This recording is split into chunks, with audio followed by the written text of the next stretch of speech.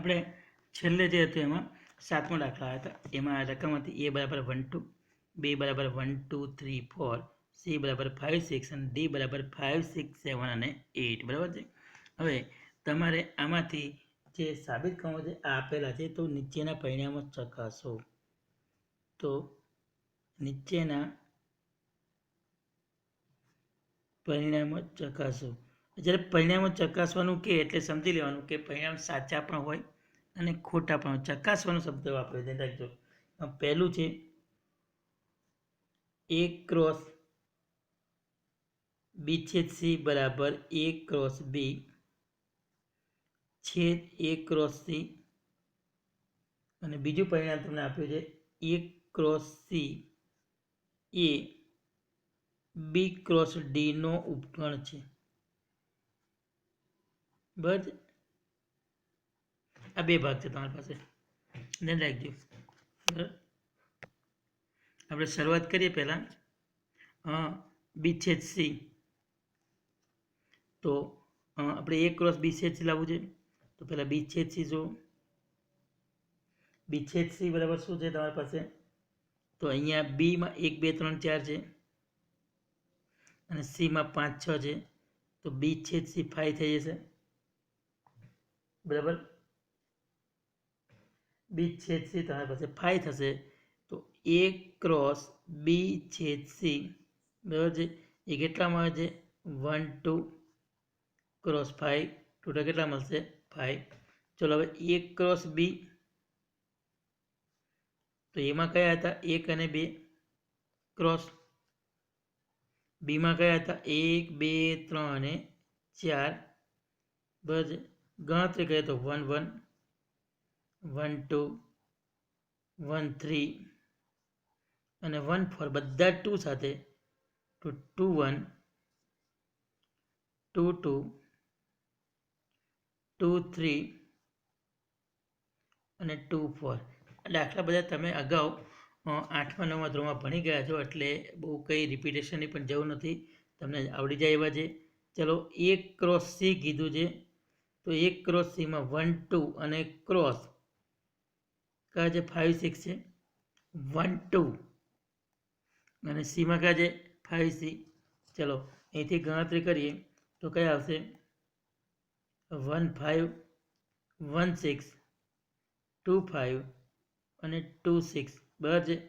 હવે a cross b અને છેદ a ક્રોસ c કરો તો સ્પષ્ટપણે દેખાય છે 5, કારણ કે આમાં 5 અને 6 છે જ નહીં. તો બીજા ઘટક તરીકે કોઈ પણ જગ્યાએ આમાં 5 કે 6 નહીં હોય. બરાબર છે. જ્યારે અહીંયા બધા ઘટકમાં 5 કે 6 જ છે. એટલે કોઈ પણ બે જગ્યાએ ઘટકો કોમન બનવાની શક્યતાઓ નથી. બરાબર છે. એટલે પહેલું પરિણામ તમારું મળી જશે. બીજું પરિણામ છે એમાં શું કહે છે? a ક્રોસ c શોધો. તો આપણે શોધી ચૂક્યા છીએ. હવે લખવાનું છે ખાલી કયા છે? 1 2 અને 5 અને 6. તો આમાં શું આવશે? જુઓ, 1 2 એટલે એમાં કયા આવશે? 1 5 1 6 2 5 અને 2 6. બીજામાં છે b ક્રોસ d શોધવાના છે. 1 2 3 અને 4 આ તમારા b હતા. 5 6 7 અને 8 આ તમારી પાસે d હતા. બરાબર છે. હવે તમને ખબર છે કે ચોખ્ખું 16 ઘટકો આવશે. તો પહેલાં કયા આવશે? 1 સાથે 5, 1 સાથે 6, 1 સાથે 7, 1 સાથે 8, એટલે 2 સાથે 5, 2 સાથે 6, 2 સાથે 7, 2 સાથે 8, 3 સાથે 5, 3 સાથે 6, 3 સાથે 7, 3 સાથે 8, 4 સાથે 5, 4 સાથે 6, 4 સાથે 7 અને 4 સાથે 8. આટલા ઘટકો તમને મળશે. બરાબર. એક સાથે બધા 4 4 5 6 7 8, 2 સાથે બધા, 3 સાથે બધા, 4 સાથે બધા. હવે તમને ખબર છે કે 1 ક્રોસ c ના બધા સભ્યો 1 5 1 6 2 5 ને 2 6. બરાબર છે. એ આની અંદર આવી જાય છે 1 5 1 6 2 5 2 6. બરાબર છે. અને તમારી પાસે 4 4 ઘટકો આમાં આવી જાય છે. તો શું કહેવાય? 1 ક્રોસ c એ b ક્રોસ d નો ઉપગણ છે. તમે આવું કહી શકો છો. બરાબર છે. એટલે ડાયરેક્ટ ખબર પડી જાય આપણને કે આ રીતે દાખલો તમારો આવશે. તો ઇઝી છે, એટલું બધું હાર્ડ નથી. એના પછી આગળ જો તમે દાખલા નંબર 8 તરફ જઈ રહ્યા છો. તો દાખલા નંબર 8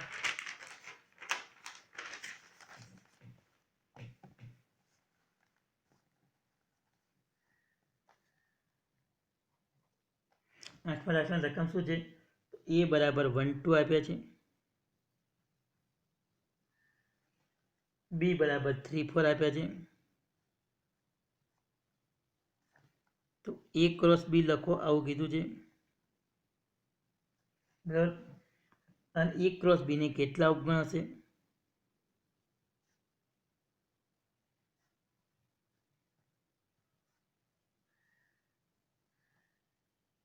અને પછી કીધું છે કે તમામ ઉપગણોની યાદી બનાવો.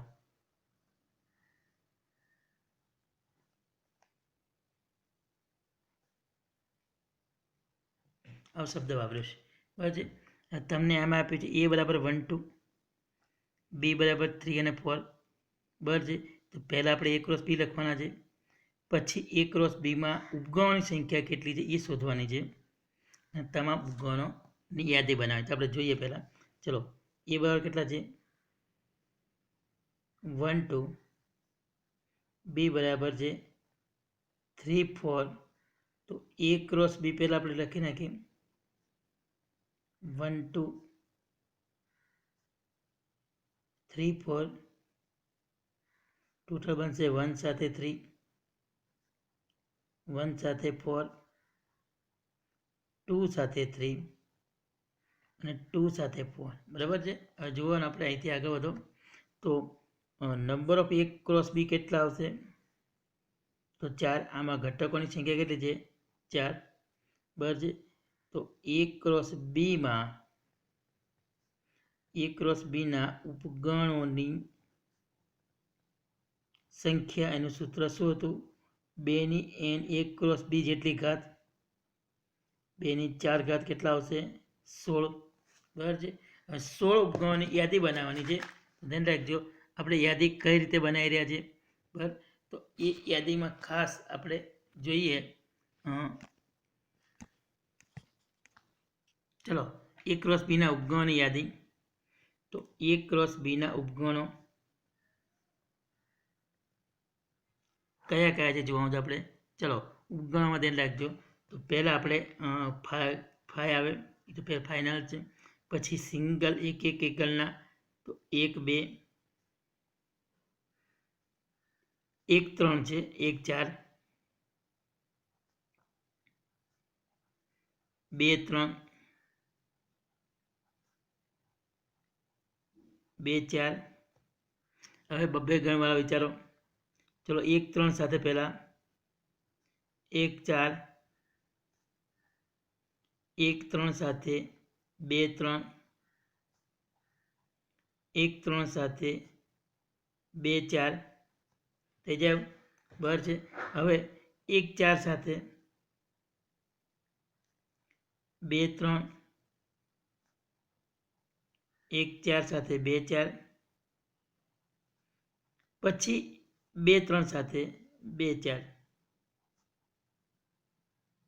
ટૂંકમાં આની સાથે 3 3, આની સાથે બાકીના 2, આની સાથે 1 આવશે, બસ. હવે બબ્બેના, તો 1 3 અને 1 4 સાથે 2 3, 1 3 અને 1 4 સાથે 2 4, પછી 1 3 અને 2 3 સાથે 2 4. જેમાં બધામાં 1 3 આવે, બધા આવી ગયા. તો હવે બાકી કયા રહ્યા? તો 1 3 સિવાયના 1 4, 2 3 અને 2 4, અને લાસ્ટમાં બધા જ આવશે 1 3, 1 4, 2 3 અને 2 4, બરાબર છે. દાખલા એટલે હાર્ડ નથી કે ન આવડે, પણ છતાં ગણીને કે 16 ઉપગણો કયા હતા? 1 2 3 4 5 6 7 8 9 10 11 12 13 14 15 અને 16. તમારી પાસે કુલ ઉપગણો 16 હોવા જોઈએ. એ 16 ઉપગણોની યાદી આપણી પાસે આ રીતે બનશે. હવે દાખલા નંબર 9 આવશે. દાખલા નંબર 9માં જુઓ તો આવું છે એન એ બરાબર તમને 3 આપેલા છે. એન એ બરાબર 3 આપેલા છે અને એન બી બરાબર તમને 2 આપેલા છે. બરાબર છે. તેવા બે ગણો એ અને બી હોય તો બરાબર છે આપ્યું છે. અને ભિન્ન ઘટકો એક્સ વાય ઝેડ માટે અને ભિન્ન ઘટકો એક્સ વાય ઝેડ માટે તમને આવું આપેલું છે કે x1 પછી y2 આ 2 છે અને z1 બરાબર છે. z1 એ a ક્રોસ બીના ઘટકો છે. તો તમારે એ અને બી શોધવા છે. સિમ્પલ છે કે 3 ઘટકો તમને આપેલા છે. ચલો તો ગણ એ શું લખાય? પ્રથમ ઘટકથી બનતા ગણ એક્સ વાય અને ઝેડ શું લખાય? એ ક્રોસ બીના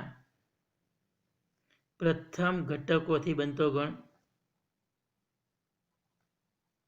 પછી બી તરીકે શું લખાય? એ ક્રોસ બીના બીજા ઘટકથી બનતો ગણ.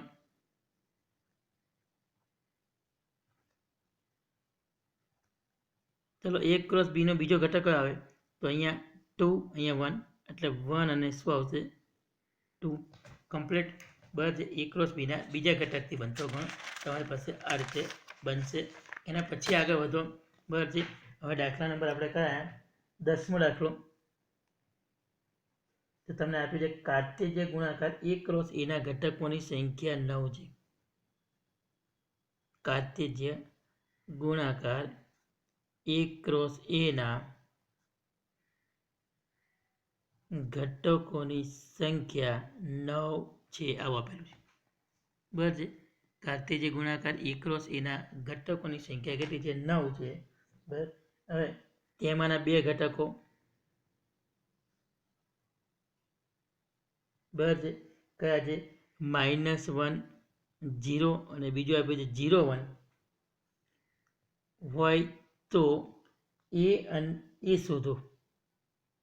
પહેલાં એ શોધવાનું છે અને એ ક્રોસ એના બાકીના ઘટકો લખો. એ ક્રોસ એના બાકીના ઘટકો લખો આવું આપેલું છે. હવે ધ્યાન રાખજો કે તમને અહીંયા જે પ્રમાણે આપ્યું છે એ પ્રમાણે વિચારીએ તો -1 0 અને 0 1 એ ક્રોસ એમાં આવેલા છે. તો એની અંદર આવેલા ઘટકો કયા થશે? -1 0 અને 1. કારણ કે બંને ઘટકો એના ગણાય. પહેલો એનો ગણાય અને બીજો પણ કોનો ગણાય? એનો. તો -1 0 0 આવી ગયો એટલે નથી લખતા 1. બરાબર છે. એટલા મળશે તમને. હવે એ ક્રોસ એના અન્ય ઘટકો તો આપણે યાદ રાખવાના બે ઘટકો છે. ચલો પેલા -1 સાથે બધા તો -1 પછી -1 0 છે -1 1. હવે બીજું 0 સાથે -1 0 સાથે 1 છે 0 સાથે 0 નથી. પછી 1 સાથે -1 1 સાથે કયો આવશે? 0 અને 1 સાથે 1 1 2 3 4 5 6 અને 7 મળે. કારણ કે બાકીના બે આ છે. ટોટલ 9 ઘટકો તમારે એક ક્રોસ એના તમને મળશે. તમારું સ્વાધ્યાય 1.1 છે જૂના અભ્યાસક્રમ પ્રમાણે એટલે કે 8મા 9મા 10મા જે તમે ભણી ગયા હતો એના આધારે તમારી પાસે હતું. હવે અહીંથી આપણે આગળ વધીએ છીએ. તમારી પાસે શબ્દ આવે છે સંબંધ. સંબંધ કોને કહેવાય? તો ધ્યાન રાખજો. ટોપિકો ખાસ યાદ રાખવાના છે કે ધારો કે તમને કોઈ ગણ એ આપ્યો છે અને એની અંદર સભ્ય આપ્યા છે 1 2 3 અને 4. ધારો કે કોઈ ગણ બી આપ્યો છે. બીની અંદર સભ્ય આપ્યા છે 3 4 અને 5. બરાબર. આ બે અરિક્ત ગણો આપેલા છે. હવે આની અંદર હું તમને કહું બંનેનો પહેલાં ક્રોસ ગુણાકાર કરો તો કેટલા આવશે? 1 સાથે 3 1 સાથે 4 1 સાથે 5 2 સાથે 3 2 સાથે 4 2 સાથે 5, 3 સાથે 3, 3 સાથે 4, 3 સાથે 5 અને 4 સાથે 3, 4 સાથે 4 અને 4 સાથે 5 આવું આપેલું છે. બરાબર છે. હવે તમને ખબર છે એના સભ્યો કેટલા થયા? 4. બીના સભ્યો કેટલા છે? 3. એમાં સભ્યો 4 છે, બીમાં સભ્યો કેટલા છે? 3. અને A ક્રોસ બીની અંદર સભ્યોની સંખ્યા તો આ બંનેના ગુણાકાર જેટલી કેટલી આવે? 12. આપણે ભૂતકાળમાં ભણી ગયા છે 1, 2, 3, 4, 5, 6, 7, 8, 9, 10, 11 ને 12. આમ 12 સભ્યો તમને અહીંયા કેમાં મળશે? A ક્રોસ બીમાં મળશે. બરાબર. A ક્રોસ બીના ઉપગણોની સંખ્યા કેટલી? A ક્રોસ બીના ઉપગણોની સંખ્યા એ પણ તમે ભણી ગયા છો. સૂત્ર હતું 2 ની n A ક્રોસ બી જેટલી ઘાત. 2 ની કેટલી આવશે? 12 ઘાત. આપણે ભણી ગયા હતા. હવે આપણે મૂળ મુદ્દા પર આવીએ. બરાબર છે. આપણું જે વસ્તુ હતા અગાઉની જે ભણી ગયા હતા એ બધી માહિતી આવી ગઈ એમાં. હવે A ક્રોસ બીના ધ્યાન રાખજો, આ ટોપિક તમારા માટે ખાસ. A ક્રોસ બીના કોઈ પણ ઉપગણને, આમાં કુલ ઉપગણો 2 ની 12 ઘાત મળે છે, એવા કોઈ પણ ઉપગણને A થી B પરનો સંબંધ કહેવાય. A થી B પરનો સંબંધ કહેવાય. બરાબર છે. વ્યાખ્યા ક્લિયર થઈ ગઈ. A ક્રોસ બીના કોઈ પણ ઉપગણને A થી B પરનો સંબંધ કહેવાય. આ ટોપિક આપણે ખાસ યાદ રાખવાનો હતો. તો આના પરથી તમે આ પણ નક્કી કર્યું કે A થી B ના સંબંધોની સંખ્યા કેટલી હશે? તો 2 ની n A ક્રોસ B જેટલી ઘાત. કારણ કે જેટલા A ક્રોસ B ના ઉપગણો મળે એટલા જ સંબંધોની સંખ્યા મળે. બરાબર છે. ફરી વખત રિપીટેશન. A બરાબર આપણે 1, 2, 3, 4 લીધા હતા. 2 બરાબર 3, 4, 5 લીધા હતા. એના પરથી A ક્રોસ B શોધ્યા. A ક્રોસ બીમાં કુલ ઘટકો 12 મળ્યા. એમાં 3 હતા, બીમાં 4 હતા. A ક્રોસ બીના ઘટકોની સંખ્યા 12 મળી.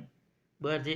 તો A ક્રોસ બીના ઉપગણોની સંખ્યા કેટલી થાય? તો 2 ની જેટલી ઘાત હોય એટલે જેટલા ઘટકો હોય એટલી ઘાત મળે. એટલે A ક્રોસ બીના ઘટકો જેટલી ઘાત, એમાં ઘટકો 12 હતા એટલે કુલ કેટલા મળે? 2 ની 12 ઘાત. તો A ક્રોસ બી આના કોઈ પણ ઉપગણ, કુલ ઉપગણો કેટલા છે? તો 4000 ઉપર છે.